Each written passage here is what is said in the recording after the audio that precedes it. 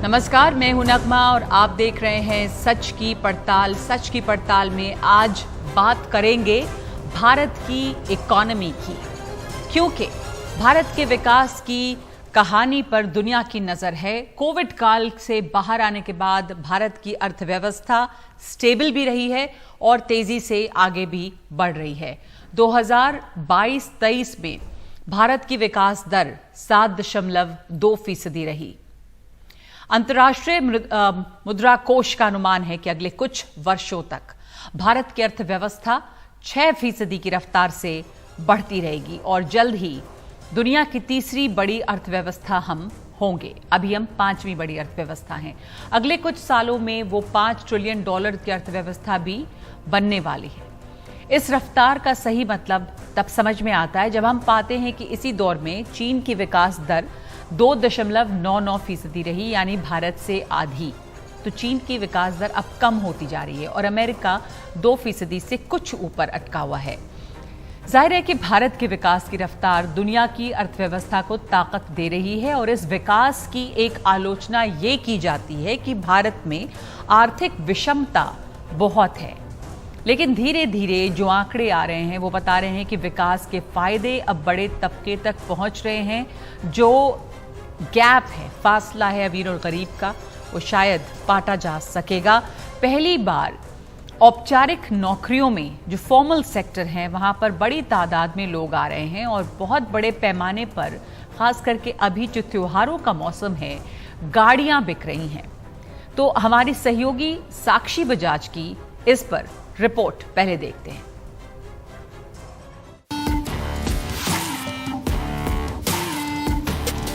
त्योहारों के दिन आने वाले हैं। कार निर्माता और कारोबारी सेल्स की ट्रेंड देखकर खुश हैं। यहाँ तक कि कुछ विशेषज्ञ इसे अब तक बेहतरीन सीजन मानते हैं जिसमें 10 लाख कारें तक बिक सकती हैं। With Onam in Kerala, and we are expecting that probably we'll end up with somewhere around 10% growth. So this is a very good sign. The second is that the fresh demand is extremely good. Like in Exeter, we have been receiving such a great response. We have got almost 70,000 bookings. हालांकि कुछ विशेषज्ञों का मानना है कि दोपहिया और ट्रैक्टरों की बिक्री में मामूली बढ़ोतरी होगी क्योंकि ग्रामीण क्षेत्रों में महंगाई बढ़ी है। वहीं SIAM के अध्यक्ष विनोद अग्रवाल का कहना है कि बीते महीने में पैसेंजर और तिपहिया गाड़ियों में इतनी बिक्री हुई है जितनी कभी अगस्त में नहीं हुई, जबकि दोपहिया की बिक्री बीते साल के बराबर ही रही। हमने ये भी देखा कि अगस्त में व्यावसायिक वाहनों की बिक्री में अच्छी बढ़ोतरी रही। बीते महीने के प्रदर्शन के आधार पर हम त्योहारों के दौरान मांग बढ़ने को लेकर और ज्यादा आशावादी हैं। अगस्त की कमी के बाद मॉनसून की वापसी और सकारात्मक आर्थिक रुख इसके पीछे है। जैसा कि हम सब ने देखा है कि SIAM की जो प्रेसिडेंट है उन्होंने भी कहा कि अगस्त में पैसेंजर व्हीकल सेल्स जो है वो रिकॉर्ड हाई पे है और आगे जाके सारे एक्सपर्ट यही कह रहे हैं कि फेस्टिव सेल्स जो है, जो आने वाली है फेस्टिव सीजन में, क्या वो भी एक फ्रेश रिकॉर्ड हाई जो है 1 मिलियन का जो मार्क है वो हिट करेंगी। साक्षी बजाज, NDTV इंडिया के लिए। तो ये जो खरीद है वो इसलिए भी मुमकिन हो पा रही है क्योंकि लोगों के पास पैसे आ रहे हैं, यानी कि सरप्लस है। उनकी खरीद क्षमता जो है वो बढ़ी है। SBI यानी स्टेट बैंक ऑफ इंडिया ने अपनी रिसर्च में ये बताया है कि बीते 4 साल में भारत में 5 करोड़ से ज्यादा लोगों को नौकरी मिली है, जो फॉर्मल सेक्टर है। पहले इस पर देखिए ये रिपोर्ट। पिछले 4 साल में भारत में 5.2 करोड़ नौकरियां संगठित क्षेत्र में उपलब्ध हुई हैं। SBI रिसर्च के एनालिसिस के अनुसार ये डेटा नई पेरोल्स और जिन लोगों ने दोबारा संगठित क्षेत्र में नौकरियां ली हैं, दोनों का ही जो डेटा का एनालिसिस है ये लेकर हुआ है। नई नौकरियां 47% हैं टोटल नेट न्यू पेरोल की। अब NDTV ने SBI के group chief economic adviser SK Ghosh से बात करी, जिन्होंने ये कहा कि डेटा अच्छा है और आगे जाके स्टेबिलिटी दिख रही है फॉर्मल जॉब सेक्टर में। तो आगे जाकर फॉर्मल जॉब सेक्टर यानी जो संगठित क्षेत्र है उसमें और भी ज्यादा एक स्थायित्व आएगा, एक स्टेबिलिटी आएगी। दूसरी रिपोर्ट आपने ये भी देखी कि एक और इंडिकेटर जो है कि सेल्स कितनी बड़ी हैं।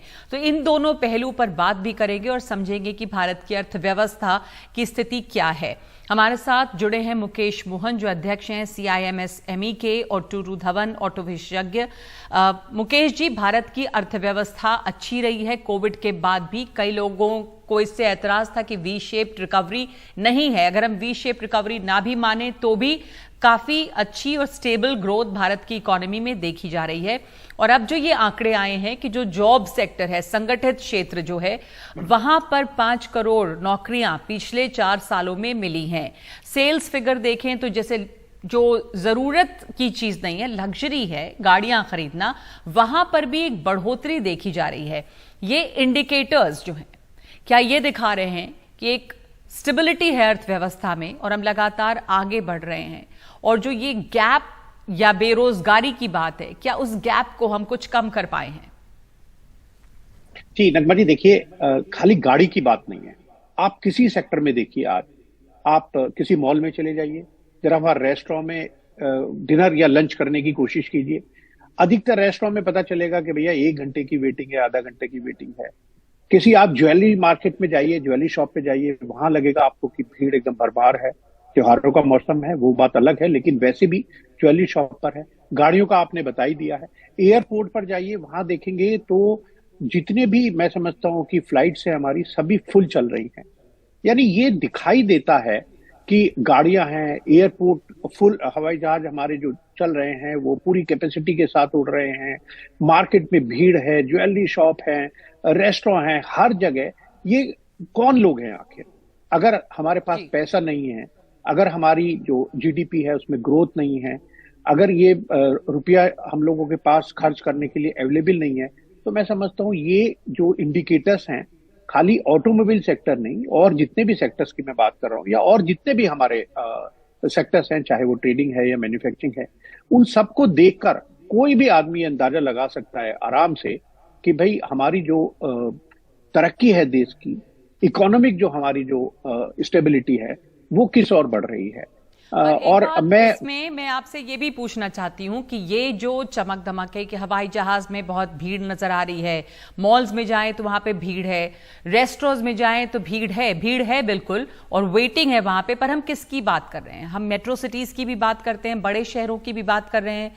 मॉल्स में जाने वाले भले ही अब अपर मिडिल क्लास, बल्कि मिडिल क्लास भी, मुकेश जी, कई हिस्सों में बटा हुआ है। Upper middle class, lower middle class, वो सब मिडिल क्लास में ही आ रहे हैं। तो ये कौन लोग हैं और क्या वाकई हम जो गरीब हैं अभी भी, जो, क्योंकि आप देखें तो जो गवर्नमेंट सपोर्टेड स्कीम्स हैं उससे राशन लेने वाले लोगों की संख्या क्या कम हुई है? तो अमीर गरीब का फासला कितना कम हुआ है? इसके लिए क्या इंडिसेस हैं? देखिए, ये आपने बहुत अच्छी बात कही, जो गवर्नमेंट स्कीम की बात आपने करी। मैं एक स्कीम की बात करूंगा, मुद्रा स्कीम की। 23 लाख करोड़ से ज्यादा का जो लोन है वो डिसबर्स हो चुका है। और अगर पिछले 5 सालों का मैं डाटा देखूं तो हमारा इस साल में 23-24 में अभी तक, यानी करीब करीब 8 सितंबर तक का जो डाटा मेरे पास अवेलेबल है, उसमें करीब 2 करोड़ 35 लाख लोगों को मुद्रा लोन दिया जा चुका। इससे पिछले साल में 6 करोड़ से ज्यादा है, उससे पिछले साल में 5 करोड़ 38 लाख, फिर 5 करोड़, और 19-20 में 6 करोड़ 22 लाख। ये 5 साल का डाटा अगर मैं देख रहा था तो 25 करोड़ से ज्यादा लोगों को ये मुद्रा लोन दिया गया। इसका मतलब आप समझिए निकमा जी कि ये जो 25 करोड़ लोगों ने अपना कुछ ना कुछ व्यवसाय तो शुरू किया होगा। ये कुछ व्यवसाय शुरू किया होगा तो उनको शायद नौकरी की जरूरत नहीं है, बल्कि उन्होंने कम से कम, आप छोटे से छोटा भी, अगर किसी आदमी ने अगर एक फोटोकॉपी की मशीन लगा ली, उसने भी कम से कम 2 लोग तो अपने यहाँ रखे होंगे। हमारे यहाँ आज 13 सितंबर की डेट में एक और डाटा देना चाहता हूँ। 13 सितंबर की डेट में आज हम जब ये प्रोग्राम कर रहे हैं, स्टार्टअप जो हैं हमारे यहाँ पर, जो रजिस्टर्ड स्टार्टअप हैं, वो 99,380 स्टार्टअप। ये जो स्टार्टअप्स हैं, जो रजिस्टर्ड स्टार्टअप है, बहुत सारे ऐसे स्टार्टअप होंगे जिन्होंने अभी अपना स्टार्टअप का रजिस्ट्रेशन नहीं लिया, तो ये लगभग 1 लाख जो स्टार्टअप हैं, इन लोगों ने भी कुछ नौकरी जरूर दी हुई होंगी। इसके अलावा अभी अगर विश्वकर्मा स्कीम की हम बात करें, जो 17 तारीख को आ रहा है, आप समझिए कि राज मिस्त्री, बढ़ई, गोल्ड स्मिथ, ये 18 तरह के जो ऐसे कामगर हैं, विश्वकर्मा हैं, जो उन लोगों को अगर हम 1-1 लाख रुपए का लोन देंगे, उनको ट्रेनिंग देंगे, उनको 15,000 रुपए का एक टूल किट देंगे, ये सभी लोग, मैं समझता हूँ, मैंने काफी इसके बारे में मिनिस्ट्री में भी हमारी बात हुई, हमारा भी कुछ संशय था, हमने उनसे बात की कि भाई आखिर ये जो राज मिस्त्री हैं, इस 1 लाख रुपए के लोन का क्या करेंगे। तो तो हमें बताया गया कि देखिए ये जो है, ये हो सकता है आज छोटा काम कर रहा है, मजदूरी कर रहा है, कल वो कॉन्ट्रैक्टर बन सकता है, वो अपना मटेरियल खरीद सकता है, वो सीमेंट, सरिया, ईट वो खरीद सकता है, वो एंटरप्रेन्योर शायद बनेंगे। जी, आपने जो मुद्रा लोन की बात की वो इम्पोर्टेंट है कि इतने लोगों को लोन डिसबर्स किया गया तो उन लोगों ने अपना काम शुरू किया, स्टार्टअप्स भी हुए। इसके साथ साथ जो फ्रीबीज की हम बात करते हैं, जो पॉलिटिकल पार्टी ज़्यादातर फ्रीबीज दे रही हैं या सब्सिडी दे रही हैं, चाहे वो बिजली हो, चाहे वो पानी हो, या वो राशन हो, चावल हो, तो इस तरह की चीज़ वहाँ भी लेने वालों की कतारें जो हैं क्या वो कम हो रही हैं? और उसके साथ में एक बात ये भी है कि ये जो आप बता रहे हैं कि ग्रोथ हुआ है, एक फिगर भी है एसबीआई का कि ऑर्गेनाइज सेक्टर जो है, संगठित क्षेत्र, उसमें रोजगार बढ़ा है। तो हम जहां पे ये लोन डिसबर्समेंट की बात कर रहे हैं वो बहुत हद तक असंगठित क्षेत्र भी है। तो दोनों की स्थिति क्या है ये आपसे जानना चाहूंगी, लेकिन पहले मैं टूटू धवन जी को शामिल करना चाहती हूं कि जो बड़े शहर हैं या जो सेकेंड टियर सिटीज हैं, ये गाड़ियों की बिक्री इतनी ज्यादा, खास करके इन महीनों में, ये अक्सर ऐसा होता है या कुछ ये नया देख रहे हैं? क्योंकि फेस्टिवल सीजन इसे बताया जा रहा है और सेल्स में बहुत बढ़ोतरी है, तो किन शहरों में है और क्या इसमें कुछ यूनिक है? नहीं, ऐसी बात नहीं है। जैसे अभी उन्होंने बताया है कि हमारा जो जनरल एटमॉस्फेयर इकोनॉमी का है, that itself is very very bullish. और इस हिसाब से हमारे मार्केट में बढ़ोतरी हुई है और बढ़ोतरी हो रही है दिन बर दिन। इनकम मिलती है जिसके साथ हम अपना कंफर्ट लेवल बढ़ा सकते हैं। We can go to parties, we can attend, going to functions. तो ये सब चीजें जो हैं तभी कर सकते हैं कोई जब आपकी इकोनॉमिक कंडीशंस बेटर हों।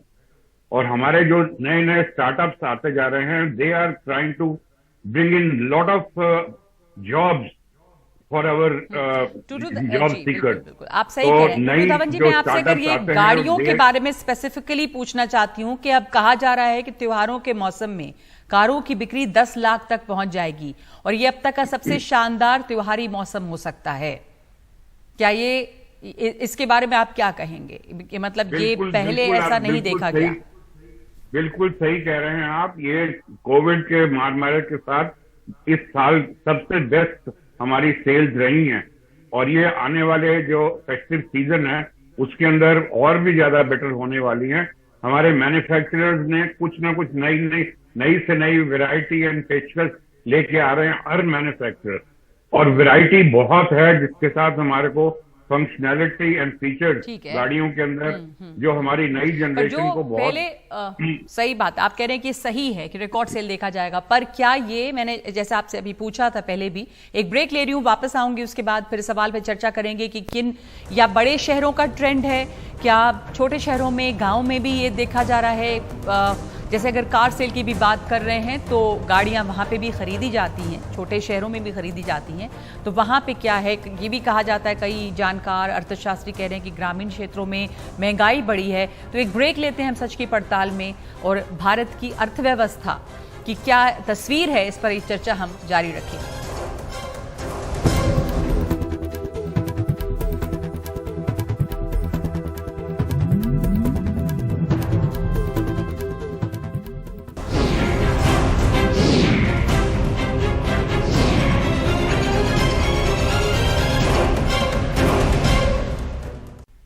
भारत की इकोनॉमी में तमाम तरफ से अच्छे सिग्नल्स आ रहे हैं और ऑटो सेल्स जो है वो भी इसका एक इंडिकेटर है। तो हमारे साथ टूटू धवन मौजूद हैं। ये जो गाड़ियों की रिकॉर्ड बिक्री, जो सेल की बात हो रही है, आपसे जानना चाहूंगी कि जैसा मैं पहले पूछ रही थी कि ये किन शहरों का ट्रेंड है? ये इन बड़े शहरों में देखा जा रहा है कुछ, या ये छोटे शहरों में भी इसी तरह का मूड है? क्योंकि ओवरऑल सेल्स पहले के मुकाबले कितनी बढ़ी हैं? क्या एक नया रिकॉर्ड है? जी हाँ, बिल्कुल। ये इस साल शायद आपने देख ही लिया है कि अब तक has been one of the biggest sales record जो गाड़ियों के अंदर और टू व्हीलर्स के अंदर देख रहे हैं। बाकी ये है कि जो हमारी मेट्रोज के अंदर जितनी भी सेल्स होती हैं उसके साथ साथ हमारा जो टीयर 2 टीयर 3 सिटीज हैं वो भी प्रभावित होते हैं। दिल्ली, ये मेट्रोज की जो सेकंड हैंड गाड़ियां हैं जो थोड़ी 2-4 साल चल चुकी होती हैं, they try to migrate into tier 1 and tier 2 and tier 3 cities, और साथ साथ में वहां पर उनको काफी अच्छे प्राइस के ऊपर खरीद सकते हैं जो नए खरीदार हैं। तो मुकेश जी, ये समझ सकते हैं कि ये अगर बड़े शहरों में भी दिखा जा रहा ज्यादा ये जो पूरी अब कह सकते हैं प्रॉस्पेरिटी है, उसका ट्रिकल डाउन इफेक्ट भी अब है, नजर आने लगा है क्या? नहीं, देखिए नगवानी, जिस तरह से हमारा जो इंफ्रास्ट्रक्चर डेवलप हुआ है, चाहे वो हमारी रोड्स की बात हो, तो ये कनेक्टिविटी इतनी अच्छी हो गई है। और आप किसी छोटे शहर में जाके देखिए, आज ही की बात मैं आपको बताता हूँ, कोई छोटी मोटी हस्ती नहीं, दौलत राम कॉलेज जो है दिल्ली यूनिवर्सिटी का, उसके प्रिंसिपल आज हमारे ऑफिस आई थी।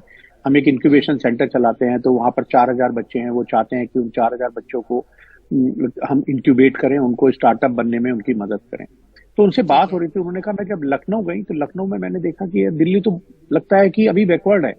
यानी जो टायर 2 टायर 3 सिटी की आप बात कर रही हैं, आप देखिए स्टार्टअप की अगर हम देखें, जो रजिस्ट्रेशन में आपको बता रहा था लगभग 99,000 है, उनमें करीब 50% जो शहर है वो इंदौर है, पटना है, भुवनेश्वर है, जयपुर है, चंडीगढ़, लखनऊ। कल ही मैं एक स्टार्टअप की मीट में गया था, वहां पर मैंने देखा बहुत छोटे छोटे शहरों से, अलीगढ़ जैसे शहरों से बहुत नए नए एंटरप्रेन्योर जो हैं वो आ रहे हैं। और वहां जब हम देखते हैं तो उनका भी जो डेवलपमेंट, टियर 3 सिटीज हैं, वहां छोटे शहरों से नए नए एंटरप्रेन्योर्स आ रहे हैं, स्टार्टअप्स निकल रहे हैं, और भी समझने की जरूरत है, पर इतना ही वक्त है इस वक्त मेरे पास। तो बहुत धन्यवाद आप दोनों का हमारे साथ जुड़ने के लिए, अपनी बातें बताने के लिए। भारत की विकास की कहानी पर दुनिया की नजर है, और भारत की विकास दर जो है वो 2022-23 में 7.2% रही है। अनुमान है कि भारत की अर्थव्यवस्था इसी रफ्तार से 6% की रफ्तार से बढ़ती रहेगी। सच की पड़ताल में आज के लिए इतना ही। नमस्कार।